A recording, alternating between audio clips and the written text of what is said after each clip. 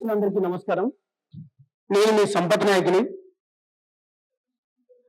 నిజంగా ఇవాళ ఎంత బాధతోని ఈ ప్రెస్ మీట్ పెడుతున్నామంటే, నా తమ్ముడు అశోక్ గారు కావచ్చు, లేకపోతే కత్తి సైదుల్ గారు కావచ్చు, వినోద్, సిస్టర్ ప్రత్యూష గారు కావచ్చు,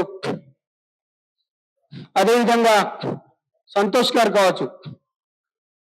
ఎందుకు ఇంత బాధతో చెప్తున్నామంటే, నిజంగా నిజాన్ని మాట్లాడాలంటే ఎంతో ధైర్యం కావాలి. ఆ నిజం మాట్లాడుతుంటే మా పైన ఎన్నో నిందారోపణలు మా కమ్యూనిటీలోకి వెళ్ళి, ఇన్ని రోజులు మీరు చెప్పిండ్రు కదారా, అరే మిమ్మల్ని అడుగుతున్నా, ఇన్ని రోజులు మీరు చెప్పిండ్రు కదా బాధితులు ఎక్కడా ఎక్కడా ఎక్కడా అని మీరు చెప్పిండ్రు కదా బాధితులు. ఇగో అసలైన మధు దగ్గర పనిచేసిన క్యాషియర్ కమ్ డ్రైవర్ కమ్ పనిచేసేటైనే, మధు దగ్గర పనిచేసేటైనే రమేష్. అదేవిధంగా బాధితులు ఎవరైతే ఉన్నారో ఇంకో మిత్రుడు రమేష్. ఇగో ఇక్కడి నుంచి వచ్చిన నా అమ్మ శిల్పా గారు, ఇగో అక్కడి నుంచి వచ్చిన వీళ్ళందరూ మీరు ఒకసారి నిలబడండి. మీరు బాధితులు, ఓన్లీ బాధితులు నిలబడండి.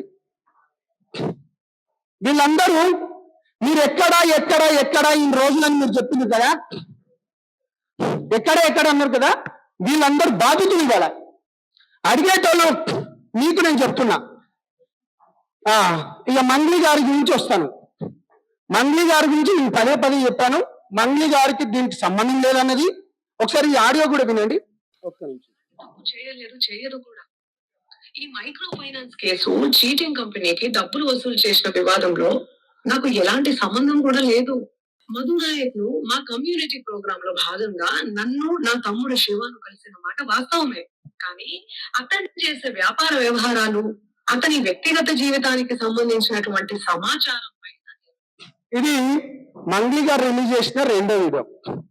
నేను ప్రధానంగా మంగ్లీ గారు నాకు కాల్ చేయడం, దాని తర్వాత తనకు మద్దతుగా ఇవ్వడం, బాధితుల పక్షాన నేను నిలబడడం, దాని తర్వాత మంగ్లీ గారు పంజాగుట్ట పోలీస్ స్టేషన్ దగ్గర అసలు మధు అనేటోడే నాకు ఎవరో తెలియదు అన్నది ఫస్ట్ మీటింగ్ లో.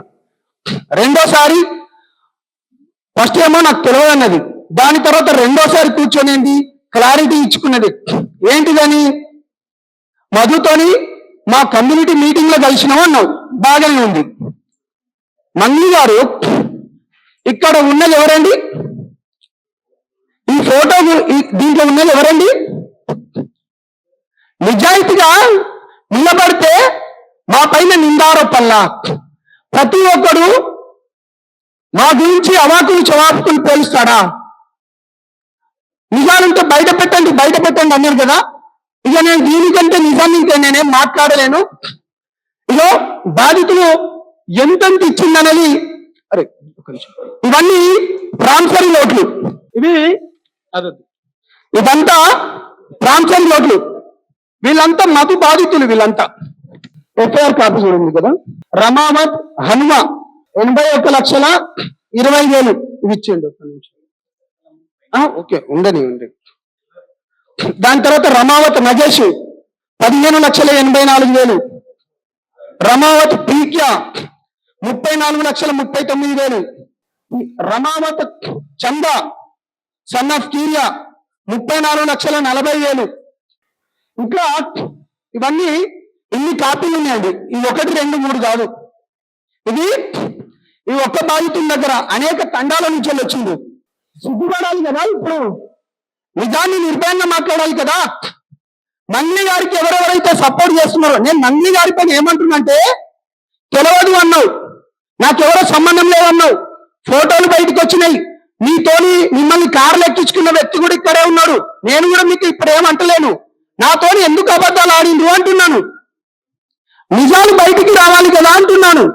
మీకు ఇంకో షాకింగ్ న్యూస్ కూడా వినిపిస్తాను. అరే నాది లైవ్ నడుస్తుంది.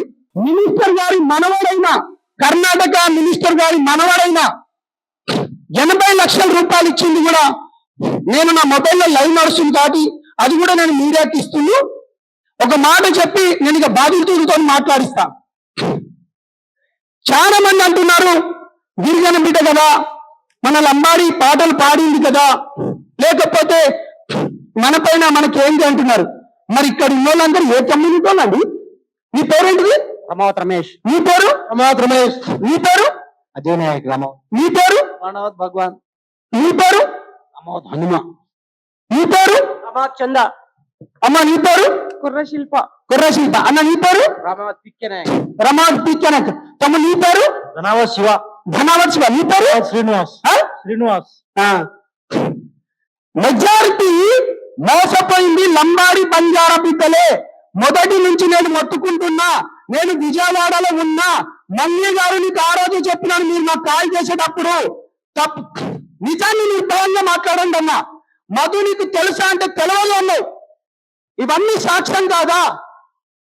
ఇది సాక్ష్యం కాదా? మధ్యలో ఉన్న ఎవరు?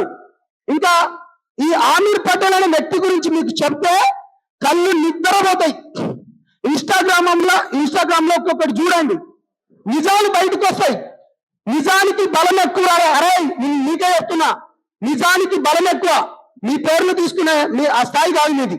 నిజానికి బలం ఎక్కువ, నిజాయితీకి పొగరు ఎక్కువ. నిజాయితీతోని ఉన్నాం కాబట్టే ఇవాళ ఈ విధంగా ఉన్నాం. సో నేను ఒకటే చెప్తున్నా, మోసపోయింది. మీరు ఇవాళ విక్టిమ్ కార్డు వాడకండి దయచేసి. యావత్ రెండు తెలుగు రాష్ట్ర ప్రజలారా ఒకసారి గమనించండి. కేవలం విక్టిమ్ కార్డు వాడుతున్నారు.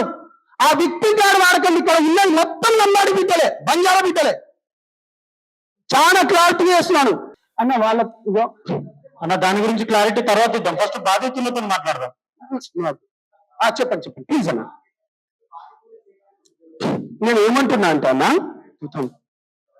నేనేమంటున్నాంటే ఇప్పుడు అన్న దీనికి మొత్తానికి దీని ఇప్పుడు ఏదైతే ఉందో అది ఇవ్వండి. ఇవన్నీ ఉన్నాయి కదా. ఇప్పుడు అసలైన వాళ్ళ డ్రైవర్ ఉన్నాడు కదా, డ్రైవర్ తో క్యాషియర్ ఇతను మంగ్లీ గారి. ఇప్పుడు నేను చెప్పడం కాదు, ఆరోపణ కాదు. వాళ్ళ దగ్గరికి వెళ్ళి డబ్బులు ఇచ్చిన వ్యక్తి, మూటలు మోసిన వ్యక్తి, అన్ని చేసిన వ్యక్తి. అర్థమైందా? ఇది నిజంగా ఫేక్ అయితే వీళ్ళు ఎందుకు చావు బతుకులలో ఉంటారు? వీళ్ళెవరు? చనిపోయిండు. ఏది చనిపోయిన వ్యక్తి. వీళ్ళెవరు? వాళ్ళ పండాలకు వెళ్దాం. ఇప్పుడు మీ గురించి అని చెప్పి నిన్న అవాకులు చవాకులు పేలుతున్న సన్నాసులకు చెప్తున్నా. మీకు ఇంకో మాట చెప్పాలా? బాలాజీ బాధితుల దగ్గర నిన్న కొంతమంది ఎవరైతే పెట్టిండ్రో వాళ్ళ ఇంట్లోనే సెటిల్మెంట్ చేసుకొని డబ్బులు ఇచ్చిన వాళ్ళు. నేను ఆ నిజాలు బయట పెట్టలేను. వాళ్ళ పేర్లు కూడా నేను చెప్పడం నాకు ఇష్టం లేదు.